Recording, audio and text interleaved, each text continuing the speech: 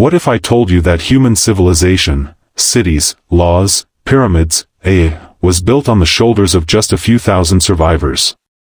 What if all of history, every battle, every empire, every religion, was just a blip in time, and the real story began long before? What happened before the pharaohs? Before fire? Who were we when we weren't even us yet? 200,000 years ago, our ancestors emerged in Africa. But then, a genetic bottleneck nearly wiped us out. Just a few hundred breeding humans may have stood between extinction and everything that followed. So what happened? How did we survive?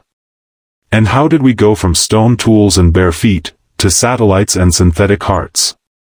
This is not just history. It's our origin story. And it's way darker and more miraculous than you've ever heard. Modern humans first evolved in eastern and southern Africa around 200,000 years ago. But we weren't alone. There were Neanderthals in Europe, Denisovans in Asia, and at least 6 other human species walking the earth. But what made us different? It wasn't strength, we were weaker than Neanderthals. It wasn't tools, they had those too. What we had was imagination. Around 100,000 years ago, we began creating symbols, rituals, and art. This was the cognitive revolution, when abstract thinking allowed for myths, cooperation, and later, religion. But then came disaster. A supervolcano erupted in Indonesia 74,000 years ago. The sky darkened, crops failed. Some scientists believe only 10,000 humans survived worldwide. A near-extinction that set the stage for a planetary reset, and a new direction. Sometime between 70,000 and 60,000 years ago, our ancestors began migrating out of Africa. They followed coastlines, rivers, and starlight, reaching Australia by 50,000 BCE and Europe shortly after. They encountered Neanderthals, sometimes fought them, sometimes interbred. Today, 2% of your DNA might still be Neanderthal. By 10,000 BCE, humans had colonized nearly every continent, using stone tools, fire, and myth to survive ice ages, megafauna, and new diseases. But for most of that time, we were nomads. No cities. No governments. Just bands of 20 to 50 people, hunting, gathering, moving. Then something happened that changed everything. Around 10,000 BCE, in the Fertile Crescent of the Middle East, humans began planting seeds, and staying put. Wheat. Barley. Lentils. Then sheep. Goats. Cattle. The agricultural revolution wasn't a triumph, it was a trap. Yes, it allowed food surpluses and population booms. But it also brought tooth decay, disease, malnutrition, and social inequality. Soon, land became power. Property, hierarchy, and war followed. By 3000 BCE, humans had built the first cities, Uruk, Sumer, Jericho. We invented writing to track grain. And with it came laws, taxes, kings, and gods. We weren't just surviving anymore. We were building civilizations. From Mesopotamia to Egypt, from the Indus Valley to China, early civilizations rose, and clashed. Writing evolved, hieroglyphs, cuneiform, Sanskrit. So did religion, from animism to sky gods to entire pantheons. Bronze weapons gave way to iron swords, and kingdoms turned to empires.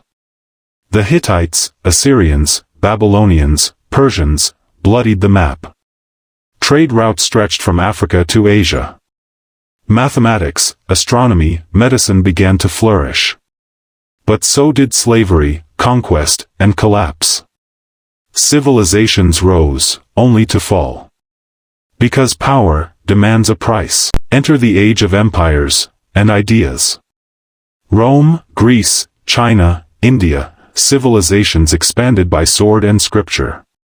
But this age also birthed philosophy, democracy, and religion. Socrates, Buddha, Confucius, Jesus, all within a few centuries of each other. While Rome engineered aqueducts and highways, Han China tracked comets and traded on the Silk Road. Meanwhile, India developed zero, surgery, and yoga. But empires overreach. Rome burned. Han collapsed. And a 1,000-year dark shadow began creeping across Europe. Yet ideas, they endured. The so-called Dark Ages weren't so dark everywhere. As Western Europe fractured, Islamic scholars preserved Greek texts, invented algebra, and mapped the stars. In Africa, Timbuktu became a center of learning. In the Americas, the Maya and Inca built vast cities and empires. By 1300 CE, the Mongols had connected Eurasia through terror and trade. But then came Black Death, killing nearly 1 in 3 people across Europe and Asia. And out of that horror, came rebirth. The Renaissance, fueled by rediscovered knowledge and human ambition, pushed civilization toward the modern age. In just 500 years, humanity transformed the planet. We crossed oceans, colonized continents, launched revolutions, industrial, scientific, political, and digital. We harnessed steam, then electricity, then code. We split atoms, spliced genes. We put footprints on the moon. And yet, we also built gas chambers, dropped nukes, warmed the earth. We now live in an age where a single tweet can change markets, and a tiny virus can stop the world. 200,000 years ago, we were prey. Now, we command the climate, and threaten our own survival. We are a fragile miracle, writing the final chapters of a book we barely understand. So the question remains. What will future archaeologists say about us?